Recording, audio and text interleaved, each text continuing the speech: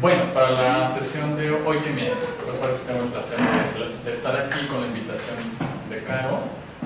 Lo que les quiero compartir son dos cosas. Uno, analizar algunos elementos del protocolo, y otro, básicamente, la participación que yo tengo dentro de el grupo, bueno, porque yo tengo una figura como consultor externo en la oficina de la abogada general de la UNAM, donde precisamente este es un trabajo en equipo, donde trabajamos pues, abogados y psicólogos y psicólogas, entre ellos precisamente Mari Carmen Color, Miguel Moguel, está Anel Tagle, y pues coordinados bajo pues, todo lo que es la estructura de la abogada general, que viene siendo esta Mónica González Contró. Entonces, la función que yo tengo es básicamente ir compartiendo una formación en la cual tiene que ver con los orientadores y las orientadoras en casos de violencia de género.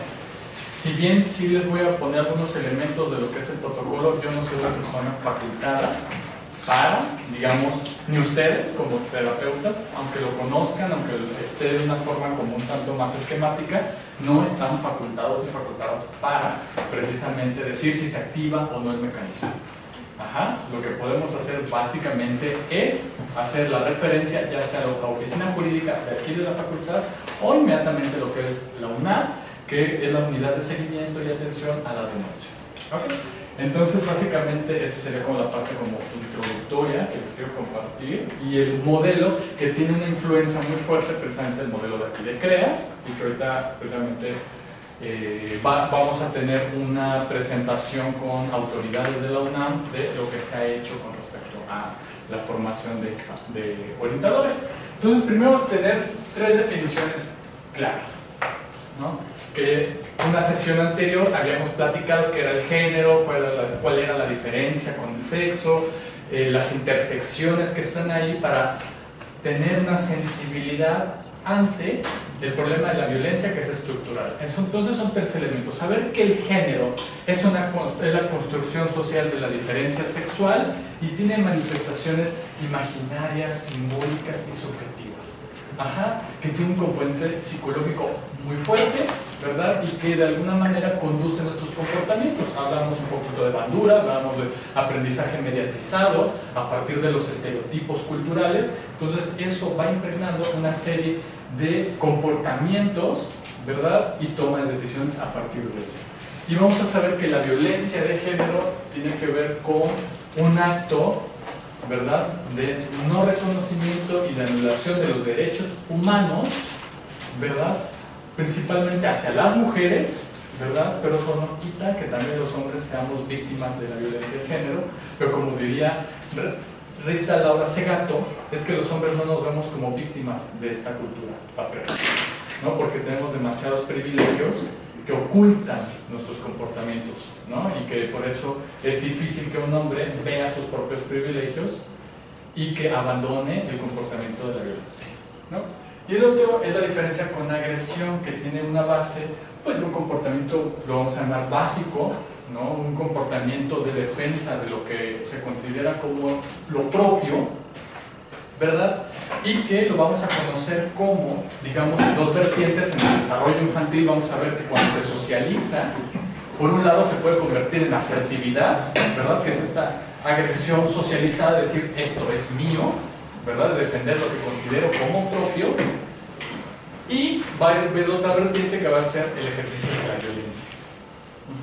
Y es curioso notar que en la cultura se les diga que las mujeres no tienen el derecho a ser agresivas. Entonces, ¿qué creen? No tienen el derecho de defender lo que consideran que es propio, porque su identidad está fundida con la identidad familiar, con la maternidad, con el cuidado hacia los otros, ¿verdad? Entonces, estas son definiciones que utilizamos dentro del protocolo de atención a víctimas de violencia de género, y hay otra estructura más grande, la estructura legal, como por ejemplo la norma oficial 046, que es la Ley General de Acceso de las Mujeres a una Vida Libre de Violencia, de la cual vamos a distinguir dos cosas, ¿no? Que hay tipos de violencia, como por ejemplo, estos son los tipos de violencia física, la violencia sexual, la violencia psicológica, violencia económica y patrimonial, ¿verdad? Estos son tipos de la violencia. Podemos saber, al menos en la población que nos corresponde trabajar, que es la población universitaria, una violencia física viene siendo golpes, patadas, empujones, ¿verdad? Incluso escupir a los compañeros o compañeras, todo eso es violencia física. Ahorita no vamos a utilizar la denominación agresión, porque es común que es que es una agresión, no, porque la agresión tiene que ver con un comportamiento de defensa, ¿verdad? Porque si yo no distingo esto, no voy a saber cuándo, digamos, yo soy violentador, le hago algo a la compañera y ella me responde. Cuando yo inicio este comportamiento de violencia, ella tiene el derecho de defenderse. Entonces, luego invisibilizamos, es que ella también le pegó, ¿no? Es como tomar una fotografía y ver, a ver, cuáles son las intenciones de este hombre, y además no es que se dé de la nada, no es de que la noche a la mañana, se agarró y le dio un zape, no, tiene que ver con una violencia sistemática, ¿no? Psicológica inicialmente, simbólica, en la cual llega un punto donde ya se desata la violencia física. O sea, no es gratuito. Entonces muchas veces se queda como en ese panorama, ¿no? Plano, decir, es que ella también le pegó. No, ella se defendió. ¿Okay? Y luego uno llega a confundirse y no puede distinguir entre estos comportamientos. ¿Ok? Entonces violencia sexual no solamente tiene que ver con el asunto de la violación, ¿no? Como el acto de someter y forzar a otra persona a tener relaciones sexuales sin su consentimiento, sino incluso las comparaciones corporales, ¿no? Del decir, ay, esa mujer está más buenota que la otra, enfrente de otras mujeres, enfrente de otros compañeros. Y ahorita les voy a presentar como digamos, el punto de partida, el parteaguas, aquí en la UNAM, de lo que ocurre al interior de las aulas, ¿no? Y sobre todo, lo mencioné en la otra sesión, que hay un profesor que precisamente agarra y les dice a las alumnas, si no vienen en falda, no les voy a dar supervisión. Es una violencia sexual. ¿Okay? Bueno, violencia psicológica, que es aquí nuestro, digamos, nuestro punto de partida también como terapeutas del CREAS, donde la violencia psicológica tiene que ver con la parte de las emociones, los afectos, limitar la expresión corporal. No te pongas eso, que parece ser un comentario sutil, casual y que muchas veces se confunde con una práctica de cuidado, de que es que mi pareja me cuida, es que no quieren que me pase nada. Tiene que ver con dos componentes, uno psicológico y uno sexual. ¿Ok?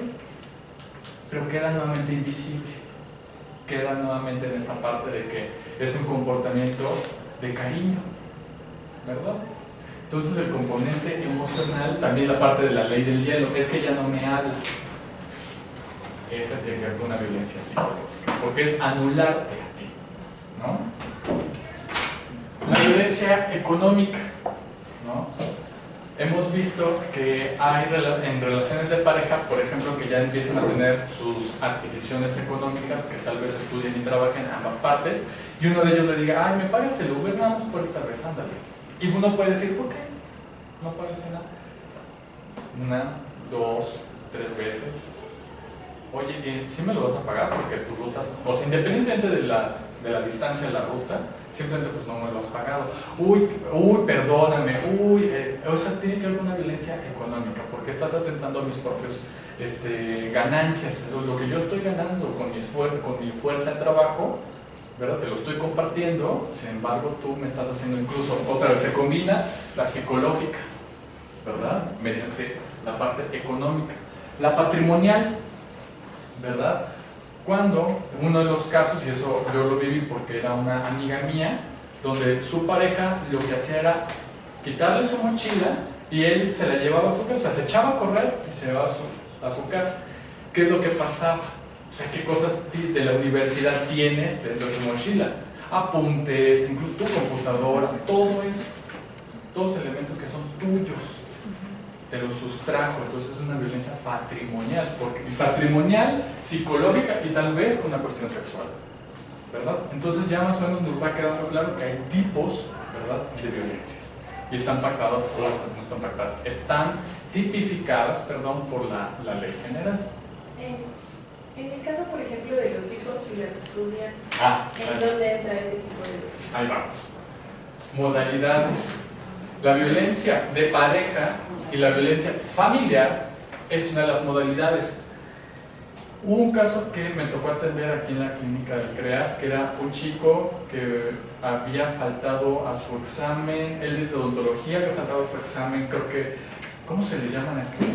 A los departamentales, su departamental de odontología había faltado.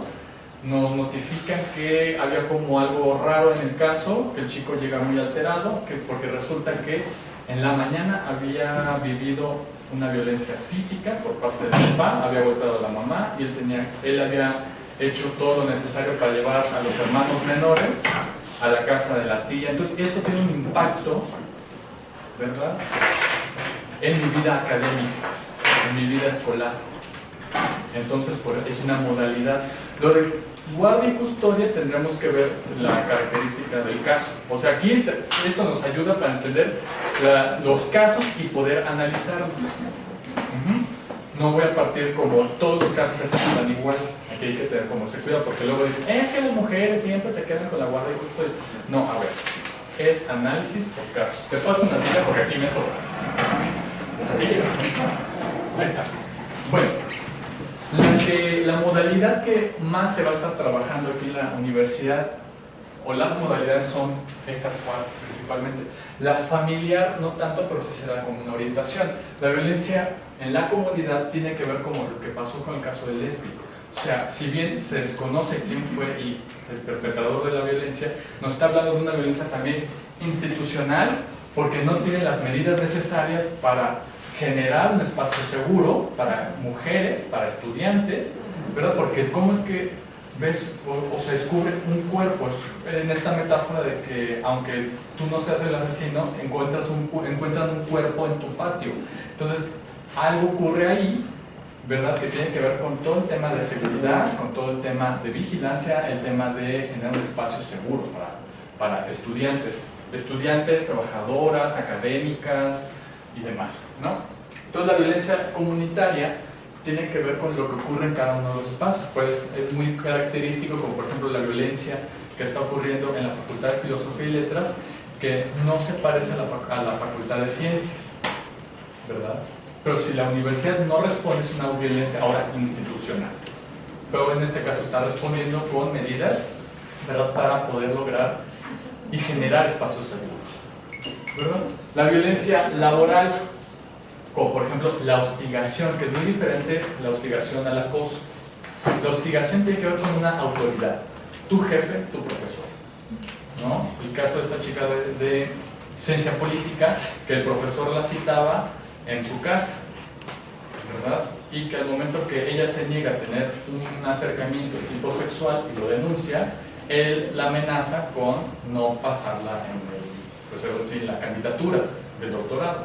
Imagínense, ya llevaba ella 4 años y con ahora sí un trabajo de resistencia a ese tipo de comportamientos con su tutor, ¿no? Entonces, bueno, y la violencia docente, que bueno, particularmente tiene que ver en el espacio académico, cómo se comportan sus profesores con ustedes, porque aquí ustedes tienen 2 identidades. Las de, no, incluso 3, mujer, estudiante, ¿verdad?, y terapeuta. Entonces son también susceptibles de vivir la violencia en el espacio universitario, porque estamos en esta comunidad que se está detectando este tipo de situaciones, ¿no? Entonces, para que lo sepan, ¿verdad?, que si ustedes con algún profesor empiezan a detectar este tipo de comportamientos, es válida la denuncia, ¿ok? Bueno, pero ahorita vamos a ver cuáles son las características. Una pregunta. Hey. Entonces, hostigamiento requiere, bueno, hay una autoridad de por medio y el acoso es entre compañeros. Exacto, el acoso es entre pares. Bueno, en este caso, alguien desconocido es, digamos, allá afuera, que alguien las esté siguiendo, le sirve, eso es un acoso sexual. ¿Por qué? Porque están en el mismo par jurídico de que son civiles, ¿no? Si es una autoridad, es un hostigamiento. ¿Cómo sabes que es una autoridad? Porque está en tu espacio, ya sea laboral, educativo, ¿verdad? ¿No? Incluso hasta familiar, es un hostigamiento, ¿no? Entonces, vamos bien hasta acá. A ver, ¿cuáles son los instrumentos aquí de la universidad? Pues básicamente viene siendo la legislación universitaria. ¿Cuál ha sido el problema con otras universidades? Como por ejemplo con respectivo a la UAM, es que no les queda claro cómo van a instrumentalizar ¿verdad? No quieren o está esta sospecha que les cuesta trabajo como unificar la legislación universitaria para poder trabajar sus propias temáticas de violencia de género. Aquí la UNAM lo que hizo es de que ya hay una estructura orgánica de sanción y penalización y expulsión, que esas son las 3 sanciones que puedes recibir ante esta situación, porque son bienes jurídicos distintos. ¿Qué quiere decir eso? Como por ejemplo, en el caso de Leslie se le pedía a la universidad que tomara postura y dijera que es feminicidio. Si bien tú puedes decir, por las características opinamos que llega a ser feminicidio. Sin embargo, no tenemos el bien jurídico para dictaminarlo, porque eso solamente lo hace ¿quién? La Procuraduría. Entonces aquí son medidas administrativas. Entonces, estas son las 4 características. El Estatuto General de la Universidad, que es un estatuto, es la estructura que configura legalmente, ¿verdad?, a una agrupación, en este caso a la universidad. Los lineamientos generales para la igualdad de género de la UNAM, que se estipulan en el 2007 aproximadamente, el acuerdo por el que se establecen políticas institucionales para la protección de los derechos humanos de la Universidad Nacional, ¿no? Entonces hay una configura de instrumentos jurídicos, ¿verdad?, que protegen y amparan el protocolo, ¿no? Y el Código de Ética de la Universidad, ¿okay? Son los instrumentos más grandes que dan esta estructura a la UNAM, ¿no? Ahora, la investigación que dio información y reveló qué es lo que ocurre en la universidad es la investigación precisamente de Ana Buquet, Jennifer Cooper, Araceli Mingo y Hortensia Moreno, que se llama Intrusas en la Universidad. Ese libro está disponible en la página del Programa Universitario de Estudios de Género, ahora CIE, ya Centro, donde precisamente revelan varios puntos. Uno, es una radiografía de las brechas de desigualdad en la UNAM. Ahorita vamos a ver a qué nos referimos con desigualdad. Denuncia el hostigamiento y acoso que viven las mujeres en la UNAM, ya sean alumnas, sean académicas y sean trabajadoras. ¿Okay? Y revela la discriminación hacia personas homosexuales, ¿verdad?, en estas 3 categorías, en la parte de alumno, en la parte de profesor y en la parte de trabajador.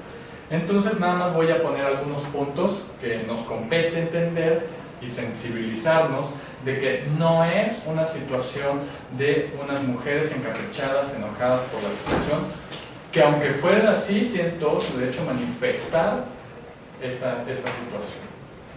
Te paso otra silla, aquí tengo son como las barajas. Bueno, entonces, ¿qué es lo que revela? Primero, fue un estudio mixto, un estudio en el cual entrevistaron en grupos focales a estudiantes, a universitarias, ¿no?, a académicas y a trabajadoras, también a trabajadores y demás, ¿no? Son grupos focales. También hicieron una encuesta y obtuvieron datos a partir de la Dirección General de Personal y la Dirección General de Orientación, ¿no?, donde precisamente esto es lo que revela uno de los fragmentos de entrevistas, ¿no? Un maestro contaba chistes sexistas y las mujeres pues nos teníamos que callar. ¡Ay! Las mujeres son tan lindas cocinando y cuidando hijos.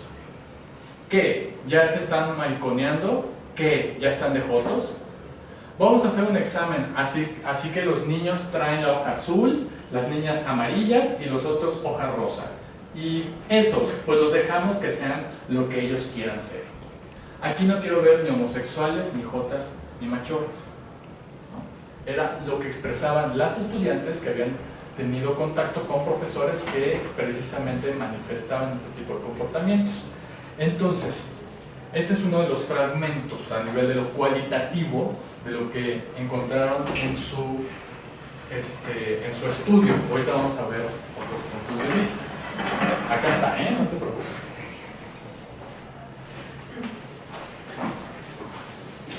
Esta gráfica, ¿qué es lo que revela? Proporción de estudiantes que respondió a haber escuchado bromas y comentarios ofensivos hacia mujeres, hombres u homosexuales. Esto registrado en el 2009, ya es un estudio, aunque viejito, fue el punto de partida para la creación del protocolo y una serie de instrumentos para la igualdad de género dentro de la UNAM. Entonces, esto es lo que opinaban las mujeres, ¿no? Decían que habían profesoras que hacen bromas y comentarios que ofenden a mujeres, hombres y personas homosexuales, ¿no? donde reportan que principalmente, o sea, las mujeres perciben que profesoras algunas veces ofenden a otros hombres, ¿no? Pero en comparación pues no es tan grande. Existe, aquí están nuevamente, no por ser mujer, ¿verdad? Estoy sensibilizada, no por ser mujer dejo la cultura de la discriminación. Claro que sí, pero ahora vamos a ver la proporción de la percepción que tienen estas alumnas con respecto a profesores que hacen bromas y comentarios que ofenden principalmente a las mujeres. Esto que demuestra es de que algunas veces, incluso frecuentemente, hay una alza en la parte que profesores ofenden o prefieren ofender a las mujeres. También ofenden a otros hombres y aumenta con las personas homosexuales, ¿no? Parte de la estructura machista tiene que ver con la parte de humillar, ¿no? La parte de la misoginia está compuesta con homofobia y sexismo. Decir que los hombres son superiores a las mujeres y que los homosexuales son un similar a las mujeres, ¿verdad? Esta es la percepción que tienen mujeres alumnas. Vamos a ver la percepción de hombres alumnos, donde dicen que precisamente las profesoras hacen bromas y comentarios que ofenden a otras mujeres, a los hombres. Ellos dicen que rara vez, ¿verdad? Nuevamente esta es la proporción de raras veces. Sin embargo, nuevamente, cuando hablamos de ahora alumnos, o sea, varones, en percepción de profesores, ¿verdad? Hombres, ¿quiénes ofenden más? Pues mira, es muy parecido, que algunas veces o frecuentemente ofenden tanto a mujeres como homosexuales. Es punto de partida para considerar que precisamente la estructura de la violencia patriarcal tiene que ver con la reproducción de la humillación y la violencia hacia grupos minoritarios, que curiosamente las mujeres no son un grupo minoritario, pero sí minoritario en términos de jerarquía, y que se les impide su desarrollo humano, ¿verdad? Y esto es la percepción que tienen alumnos y alumnas dentro de las aulas, ¿verdad? Bueno, entonces el plan de desarrollo institucional que nos corresponde en este momento, que es de 2015 a 2019, ha planteado 27 acciones para la igualdad de género, ¿no? El Programa Estratégico de Derechos Humanos e Igualdad de Género, que primero elaborar un protocolo de atención y sanción a la violencia de género y capacitar a las personas del subsistema jurídico, entre otras acciones, que ahí es donde corresponde la parte de algo que llamamos salud colectiva. La salud colectiva corresponde a identificar precisamente grupos humanos que identifican problemas de salud. Un problema de salud física y emocional es la violencia. Entonces, por eso todos los miembros de la comunidad universitaria pueden ser, todos y todas pueden ser personas orientadoras en casos de violencia de género. Sin embargo, tienen que pasar con, pues precisamente con unos criterios, ¿verdad? Porque tenemos que asegurar un estado de permanencia. ¿Qué significa eso? Que no pueden ser egresados porque pues ya están fuera de la comunidad, si bien siguen siendo, pero ya no hay la posibilidad de que puedan estar al tanto de todo lo que ocurre. Cuando tú eres alumno, puedes estar al tanto de muchas cosas, ¿verdad? Pero bueno, entonces tenemos dos acuerdos muy grandes, el acuerdo rectoral y el protocolo que ha establecido la Oficina de la Abogada General, ¿verdad? Que es el que ustedes leyeron, o que tienen acceso si ustedes ponen Google y ponen protocolo de atención a víctimas de violencia de género, que si no le entienden, no se preocupen. Lo que sucedió fue lo siguiente: cuando se establece el protocolo, tiene la función de que esté en acceso público para todas y todos. Sin embargo, va dirigido para las oficinas jurídicas del subsistema jurídico de la universidad, ¿no? Que hay aproximadamente 47 oficinas jurídicas en toda la universidad, una por facultad, instituto o entidad académica. Entonces, eso significa que todos los subsistemas jurídicos tienen que estar al tanto del protocolo. Sin embargo, está abierto a toda la comunidad para que lo conozca. Sin embargo, omiten ciertas cosas que pueden llegar a malos entendidos, porque precisamente estaba dirigido para las oficinas jurídicas, pero lo pueden consultar porque es derecho, ¿no? El derecho a la transparencia y saber este tipo de información, ¿no? Entonces ya vamos a pasar a la otra parte, ¿no? Vamos a ver qué es un poquito el protocolo, que a un año de haberse expuesto, por ejemplo, se expuso el 29 de agosto del año pasado, ¿verdad? Y va a haber la presentación pública de los resultados que se han tenido. Entonces, como les decía, el protocolo tiene la función de estar, digamos, en conocimiento de toda la comunidad universitaria que existe una medida de protección, ¿verdad? Y de sanción ante los casos de violencia de género, no solamente contra las mujeres, sino contra otros grupos humanos, como lo vimos en la intersección que les presenté la vez que me tocó compartirles los campos sociales. ¿Ok? ¿Cómo funciona esto? Les dije que estaba fusionado el protocolo con el sistema jurídico. Entonces, la UNAM opera de la siguiente manera. Una persona, la persona afectada o un tercero, es decir, el amigo, la amiga, ¿verdad?, un conocido y demás, puede levantar una denuncia. Hay dos medidas, la medida formal y la medida alternativa. Sin embargo, ahorita les voy a explicar qué es lo que ocurre, porque aquí es donde llegan a una confusión y llegan a malinterpretar el protocolo. Entonces, lo que pasa es de que una medida formal significa que hay tres, digamos, identidades dentro de la universidad: el estudiante, el trabajador administrativo o académico, o los de confianza y funcionarios. Todos están dentro de la norma laboral, de la norma académica, de la legislación universitaria. Todos ellos están dentro. Donde si yo levanto una denuncia ante un profesor o un compañero que me ofendió por mi condición de orientación sexual, esto va a una cuestión que se le llama consenso o análisis disciplinario. ¿Qué quiere decir? Que la denuncia se emite en la oficina jurídica y se le hace llegar al titular de la unidad, es decir, a la directora o director de la facultad, escuela o entidad, ¿verdad?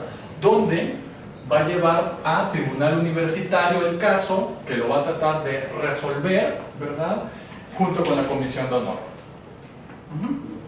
El trabajador administrativo o académico se hace una investigación administrativa, ya sea por STUNAM o APAPNAM, que son los sindicatos de los trabajadores, o si no, se ve cuál es, digamos, la regla laboral a la cual está adscrito esta persona.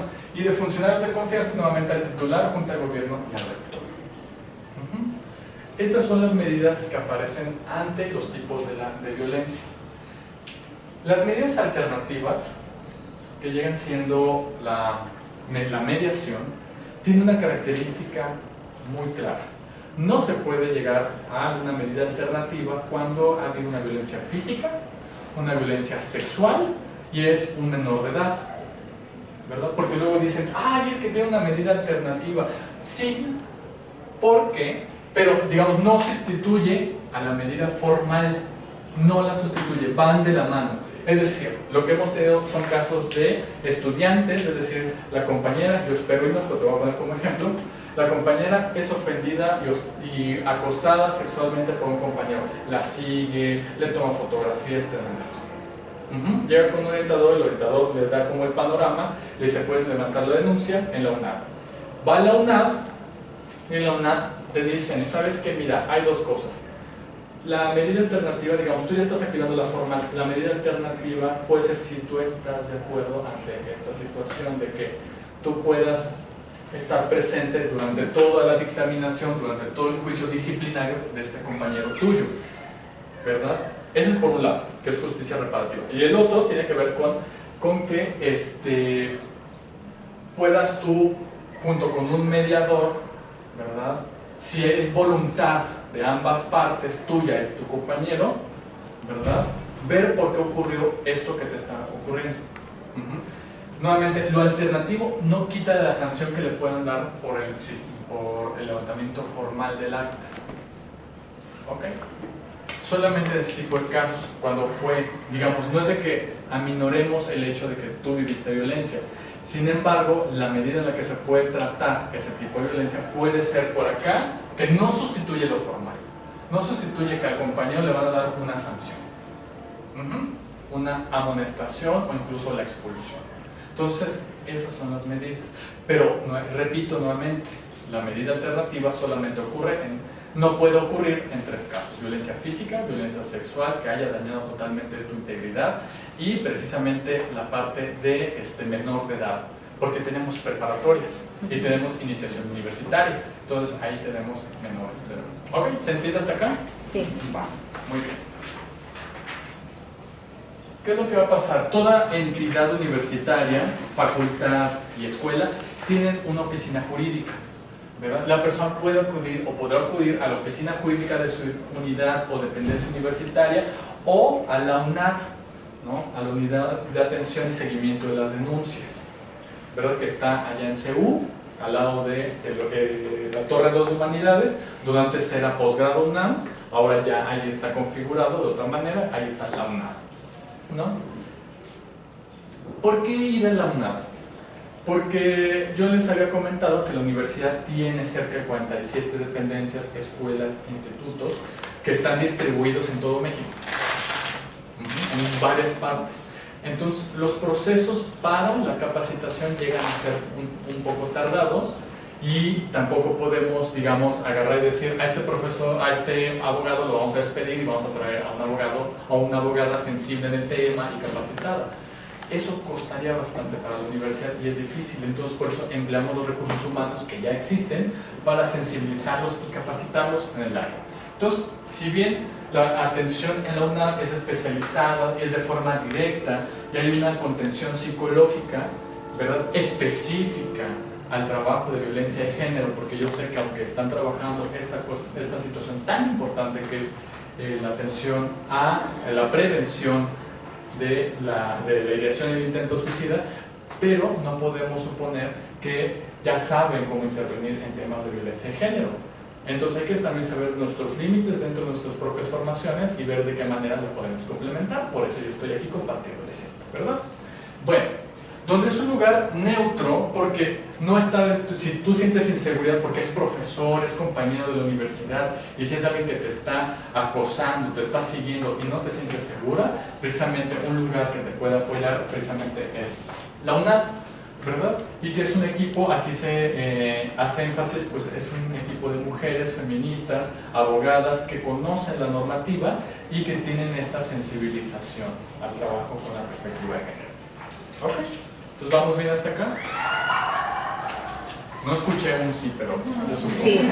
Bueno, si se acude a la oficina jurídica de su entidad o dependencia, la psicóloga de la unidad, de la UNAD, puede ir con la persona que ha levantado también la denuncia. En caso de que la unidad, la facultad, escuela o dependencia no tenga los recursos humanos necesarios y suficientes y sensibles al tema de la atención a víctimas de violencia de género, y precisamente el teléfono de la, ¿cómo se llama?, de la UNAM, de la psicóloga, pues está en las páginas oficiales de la universidad para que puedan tener como esta contención, este apoyo. Incluso la psicóloga tiene un teléfono particular para atender precisamente a las personas, ¿no?, y de forma directa y de trabajar con ellos, ¿no? Entonces, la oficina jurídica de cada una de las dependencias pues va a levantar un acta de hechos. Por ejemplo, han habido sucesos como por ejemplo en la biblioteca central, donde había un individuo que no se, o sea, era desconocido para los actores sociales, es decir, para los alumnos de la universidad, ¿no? Y manifestaban: es que este señor como que no lo conozco y ya van varias veces que lo veo ahí y se está masturbando en alguna de las mamparas de la biblioteca central, ¿no? Entonces dirán: ¿qué se puede hacer ahí? ¿Sí vale la denuncia? Sí vale la denuncia, porque se levanta precisamente un acta de hechos que nos ayuda a saber que ahí es un foco rojo y se tienen que llevar medidas adecuadas de vigilancia y supervisión de la entrada de individuos que pueden ser, pues ahora sí, generadores de esta violencia. Entonces, por eso aquí el fomento es a denunciar, ¿verdad?, a la oficina jurídica de la facultad o a la UNAM, cualquiera de las dos. ¿Okay? Entonces, aquí aparecen unos factores importantes dentro del protocolo de atención a víctimas de violencia de género, que son las personas orientadoras, que como les decía son integrantes de la comunidad universitaria, alumnos, académicos y trabajadores. En este punto hemos trabajado más con alumnos, ¿verdad? Porque es la población más grande que tenemos. Apenas vamos a ir con académicos y después con trabajadores, ¿verdad? Son un primer contacto, brindan información sobre los mecanismos de acción ante la violencia de género. Un poquito lo que les planteé aquí. Solamente necesitan saber estos elementos mínimos, ¿verdad? Porque no somos abogados. Nosotros no decimos qué se va a activar, porque no se va a activar en cada uno de los casos particulares, ¿no? Y como este primer contacto es una labor también voluntaria, como lo que están haciendo ustedes, ¿verdad? Porque no generan un sueldo. Primero, informan qué es la violencia de género y los tipos de violencia. 2, los mecanismos que tiene la universidad para atenderlos. Y 3, registra su actividad ante la UNAM y la Oficina de la Abogada General. Por eso, aunque tengamos muy buena voluntad, y a mí me encantaría que fueran personas orientadoras, hay que pasar con una convocatoria específica para este grupo. Tendríamos que hacer como ese enlace, ¿verdad? Para que sean personas orientadoras, porque la Oficina de la Abogada General tiene que tener registro de ustedes, tiene que saber quiénes son ustedes y qué es lo que están haciendo, ¿verdad? Y en particular yo estaría supervisando a las personas orientadoras, ¿no? Y además, nuevamente, es un primer contacto. Por primer contacto ahorita vamos a entender cuáles son los elementos específicos y generales de la intervención de la persona orientadora, porque como les dije, es toda la comunidad universitaria. Entonces hemos tenido personas de arquitectura, de ciencia política, de derecho, de psicología, pero principalmente facultad de psicología. Aquí les costó trabajo pues llegar a YACU, entonces tenemos que generar las medidas necesarias y suficientes para que gente destacada también esté por allá, ¿no? La intervención, ahorita les voy a platicar un poco cómo está. Nuevamente, no son autoridades, no son representantes de la víctima, no abogan por los casos y no dan contención psicológica, que es el problema identitario que tienen las personas orientadoras que piden de psicología, ¿no? Que quieren como, claro, tienen la voluntad y qué bueno que exista, pero hay que saber que no tienen esa parte. Además de que es muy diferente trabajar en campo a trabajar en una estructura como la que tenemos acá, que hay un cubículo, que hay como las medidas de seguridad. Acá estamos trabajando en campo. Citan a la persona en algún sitio de la universidad, de CEU principalmente, que hemos trabajado, y ven las medidas de seguridad necesarias y suficientes para tampoco ser víctimas de violencia, porque como no sabemos la procedencia de la persona, sabemos que es de la comunidad universitaria, levanta la solicitud para una orientación en tema de violencia de género, pero no sabemos quién puede llegar a ser. Entonces precisamente no tenemos toda la infraestructura que un servicio como en psicoterapia pudiera tener. O sea, están los pros y los contras, ¿verdad? La intervención es de una sola hora, no hay seguimiento, ¿verdad? Y no se dan datos. Como por ejemplo, acá tenemos la característica que le damos nuestro teléfono celular, puede contactarnos porque en una situación de crisis es fundamental estar visible, disponible, ¿verdad? Y tener una reacción empática ante la situación que vive la víctima o la persona. Pero como no es el caso, porque estoy hablando de una comunidad universitaria que no tiene una formación de 4, 5, 6, no sé cuántos años tengan ustedes con el tema de atención a personas, ¿verdad? En cuestión de debilidad, en cuestión de fragilidad emocional, pues aquí estamos hablando de, por eso hablo del concepto de salud colectiva, que toda la comunidad puede dar respuesta. Y ahorita voy a tomar elementos que Caro nos brindó con este taller de guardianes de emergencias, ¿verdad? Entonces estos son los elementos que conforman el modelo de personas orientadoras en casos de violencia de género en la UNAM. Primero, se hizo una consulta con una investigación que se hizo en la Universidad de Nuevo León, en la maestría de psicoterapia breve, que hicieron un modelo que se llama terapia centrada en soluciones y cognitivo y conductual en casos de violencia, ¿verdad? Y está bastante interesante. Se publicó en la revista electrónica de acá de Iztacala, muy bueno. El otro, el entrenamiento en guardianes para la prevención del suicidio de Kinet, y precisamente el trabajo que pues Caro, que ha estado realizando con el PAPIME, que fue un punto de partida para, digamos, mexicanizar, trasladar el modelo a algo con un producto, pues ahora sí, pues mexicano, ¿no? y el aprovechamiento al máximo de 1 hora de sleep, ¿no? Que es un psicólogo que trabaja en Estados Unidos y principalmente su intervención gira en torno a aprovechar todos los elementos necesarios, suficientes, que se pueda tener en un primer contacto, porque él hace la distinción entre un servicio público y un servicio privado, un servicio de psicoterapia que tiene una continuidad o un servicio en el cual es de, por favor, yo necesito conocer esto y saber cuáles son las medidas de acción que yo tengo que tomar, ¿no? Entonces son como los 3 ejes principales a nivel teóricos de los cuales construyen este modelo. Y se concentra en 3 actividades de tipo específico que tiene que desarrollar la persona orientadora: escuchar, motivar y referir. ¿Les parece conocido? Sí. ¿Verdad? Súper bonito el modelo.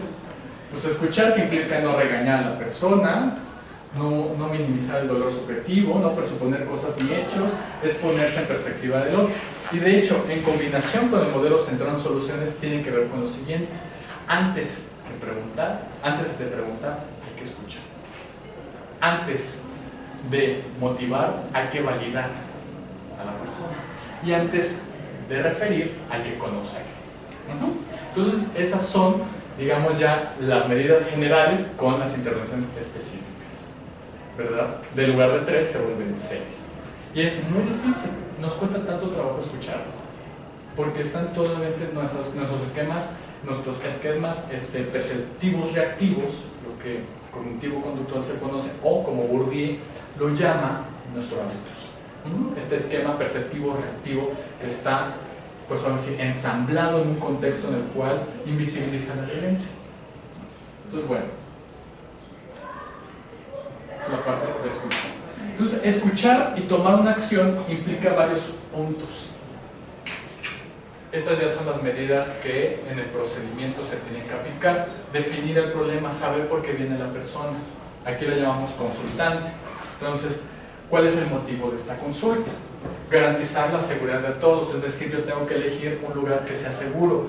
¿Cómo define ONU Habitat y ONU Mujeres un espacio seguro? Aquel que tenga 3 componentes, ¿no? El componente de que la institución, digamos, tú puedes recurrir a una seguridad institucional en temas de delictividad, es decir, que haya como ¿cómo se llama? Aquí en la UNAM, que hay como estos botones de seguridad, de alarma, o que estoy estoy cerca de ventanillas, o sea, en un lugar donde yo pueda recurrir a la institución en tema de pedir alguna ayuda, algún apoyo, ¿no?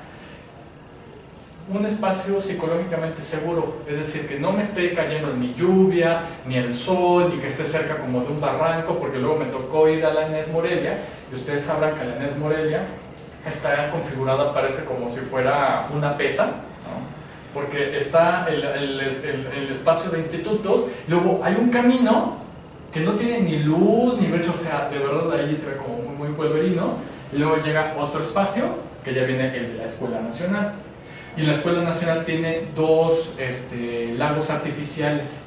Entonces, yo estar dando una orientación cerca del lago artificial es peligroso. Aunque esté frente a ventanillas, aunque esté frente de dirección, es un espacio peligroso porque no lo vuelve un espacio seguro. ¿Por qué? Porque también lo que puede ocurrir, ahorita que ya han habido casos de denuncias, la gente denunciada puede pedir orientación, puede pedir que un orientador en temas de violencia de género le oriente con respecto a su caso. Y puede venir enfadada la persona, puede venir en una cuestión que puede incurrirme a mi orientador a un daño. Entonces, precisamente, incluso tenemos también otro punto de seguridad, son los horarios. Trabajamos de 9 de la mañana a 6 de la tarde. ¿Por qué esos horarios? Porque es donde hay más gente afuera, la luz. Puede ser la luz, la azul, la luz, y también, bueno, el espacio que yo elija tiene que ser un tanto concurrido, pero no de una forma agobiante. Claro. Por ejemplo, es muy diferente citar a alguien como en la biblioteca o en algún cubículo, como lo veíamos en Derecho, ahorita sí les paso como algunas fotografías, a citar a alguien como en un jardín, porque aunque es el mismo espacio físico, dependiendo de las características climatológicas o de alguna situación social que acontezca, van a volver inseguros espacios, aunque yo haya dicho este espacio es seguro. Por ejemplo, nos íbamos a ver este viernes para ya oficialmente dar a conocer a las personas orientadoras, principalmente quienes son de consejo universitario, pero viene la megapeda. Entonces, aunque estemos en la UNAD, se vuelve un espacio inseguro, porque viene digamos, este tránsito de una multitud de estudiantes, de personas que desconocemos su procedencia y que pueda poner en riesgo a las personas que son orientadoras. Y no es por exagerar, ya tenemos un feminicidio, ya tenemos homicidios dentro de la universidad, entonces precisamente tiene que ver con todo ese tema, ¿verdad? De hacer visible eso. Ok, ya viene la parte de dar el apoyo, examinar las alternativas. Esto tiene que ver con las soluciones intentadas, porque aquí hay que tener cuidado de suponer que la persona o sea, por yo ser primer contacto, ya solamente conmigo vino. No, ¿por qué? Porque hay estudiantes que tienen todo su derecho legítimo de manifestar otras formas de denuncia. Por ejemplo, grabar y fotografiar al agresor, bueno, al perpetrador de la violencia. Y hay casos que lo documentan. Sin embargo, se vuelve, digamos, difícil amparar o acompañar a una persona que ha firmado porque se puede malentender eso, ¿no? Una comerciales. Ahora sí puede salir el Alcura, Nescafé.